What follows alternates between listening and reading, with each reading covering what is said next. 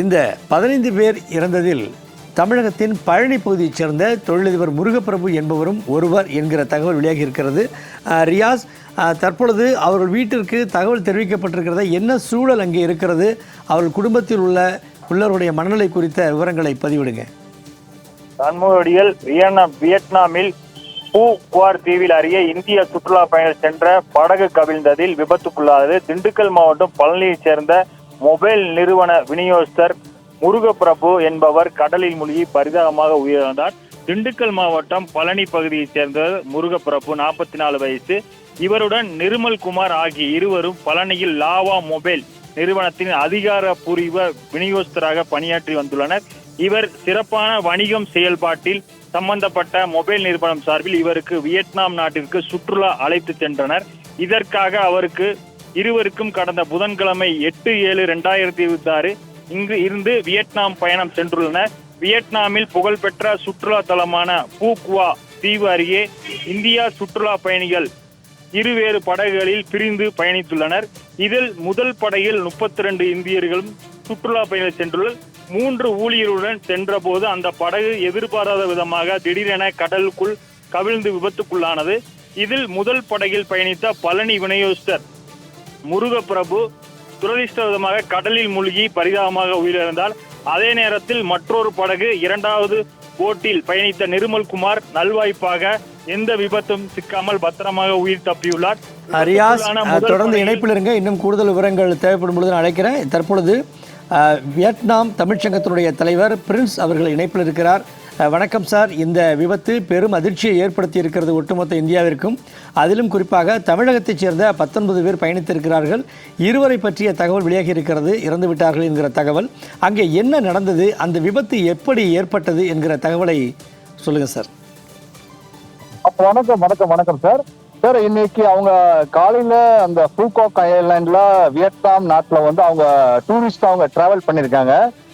Travel பண்ணும்போது அவங்களோட எதிர்பாராத விதமா அதனுடைய படகு கவிழ்ந்துருச்சு.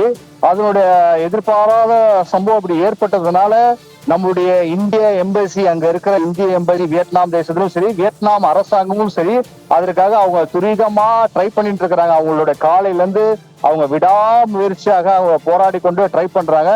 ஆனா எல்லாமே அதனுடைய லேட் ஆகுது, லேக்கிங் ஆகுது. ஏன்னா அவங்க நடு கடல்ல போய் மாட்டிக்கிட்டதுனால அது கொஞ்சம் அவங்கள மீட்கிற இது கொஞ்சம் லேட் ஆகுது. பட் ஸ்டில் அவங்க இது பண்ணிட்டு இருக்காங்க, முயற்சி பண்ணிட்டு இருக்காங்க சார். வியட்நாம் அரசாங்கமும் பண்ணிட்டு இருக்காங்க, நம்மளுடைய இந்திய எம்பசியும் ரொம்ப தீவிரமா முயற்சி பண்ணி நம்ம ஏதாவது ட்ரை பண்றாங்க.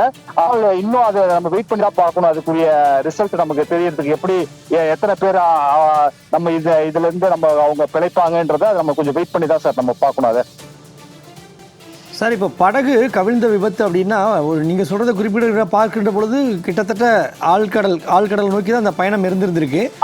ஆமா, நீங்க சொல்றது கரெக்ட்.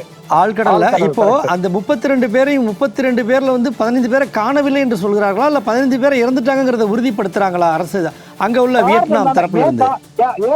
ஏன் காணவில்லைன்னு சொல்றாங்கன்னா, காரணம் என்னன்னா அவங்களோட பாடிஸ் அவங்களால மீட்க முடியல.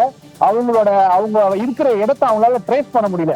அவங்க ட்ரை பண்ணி கொண்டே இருக்கு. ஏன்னா ஆழ்கடல்ன்றதுனால உங்களுக்கு தெரியும், விழுந்த உடனே சில பேர் ஜாக்கெட் போட்டிருக்கலாம், சில பேர் லைஃப் ஜாக்கெட் போடாம இருக்கலாம். அதனாலதான் அவங்க அதை கண்டுபிடிக்க முடியாம அவங்க ஸ்டில் ட்ரை பண்ணிட்டே இருக்காங்க. ஸோ அந்த 15 பேருக்கு நம்ம இன்னும் அதை கொஞ்சம் வெயிட் பண்ணணும் சார். அது நம்ம வெயிட் பண்ணாதான், ஏன்னா அவங்களோட முயற்சி நம்ம ரெஸ்கியூ டீம் பண்ணினே இருக்காங்க. பட் அது கிடைச்சாதான் நமக்கு கன்ஃபர்மேஷன் கிடைக்கும் அந்த 15 பேரோட நிலைமை என்னன்ட்டு இப்போதைக்கு. ஏன்னா அவங்க ட்ரை பண்ணி ஆழ்கடல் உங்களுக்கு தெரியும், உள்ள போயிட்டாங்கன்னா ரொம்ப கஷ்டம் லைஃப் ஜாக்கெட் இல்லைன்னா. எப்போதுமே சார் சுற்றுலா தலங்கள்ல எப்போதுமே இந்த மாதிரி படகு சவாரி அப்படிங்கறதெல்லாம் ஒரு பாதுகாப்புக்கான படகுகளும் அதோட வழித்தடத்துல செல்லும்.